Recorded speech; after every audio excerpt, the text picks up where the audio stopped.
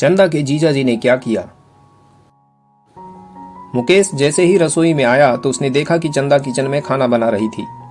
चंदा ने मुस्कुराते हुए कहा, अरे जीजा जी, अच्छा हुआ आप आ गए। मुझे बहुत गर्मी लग रही है, जरा मेरे बालों को समेट दीजिए ना, मेरे हाथों में आटा लगा है। मुकेश तो उसके इस बात पर खुशी से उछल पड़ा।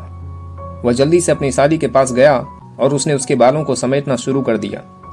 उसकी खूबसूरत सुराहीदार गर्दन को देखकर उसका मन कर रहा था कि वह अपने होठों से उसे छू ले, लेकिन उसकी पत्नी माधवी बाहर हॉल में ही बैठी हुई थी और वह कोई भी ऐसी वैसी हरकत करके घर की शांति को भंग नहीं करना चाहता था। इधर चंदा को मुकेश की गर्म सांसें अपनी गर्दन पर महसूस हो रही थी और वह मन ही मन मचल रही थी।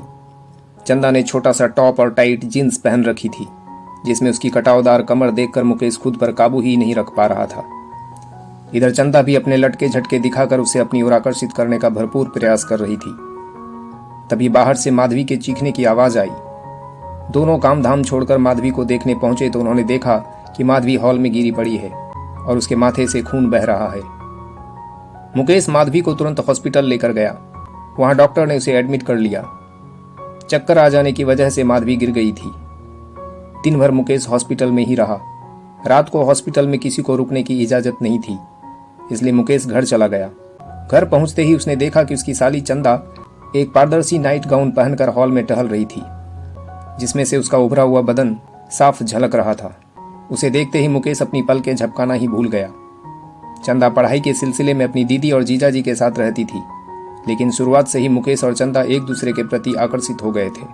बस उन्हें कभी मौका नहीं मिला था, लेकिन आज उन्हें मौका मिल गया था। चंदा ने उसके लिए खाना परोस दिया और कहने लगी, जीजा जी मैं छत पर टहलने जा रही हूँ, खाना खत्म होने के बाद आप भी छत पर आ जाना।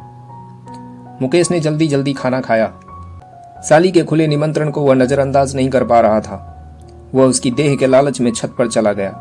छत पर पहुंचते ही चंदा उसके पास आई और उसने कसकर मुकेश को गले से लगा लिया।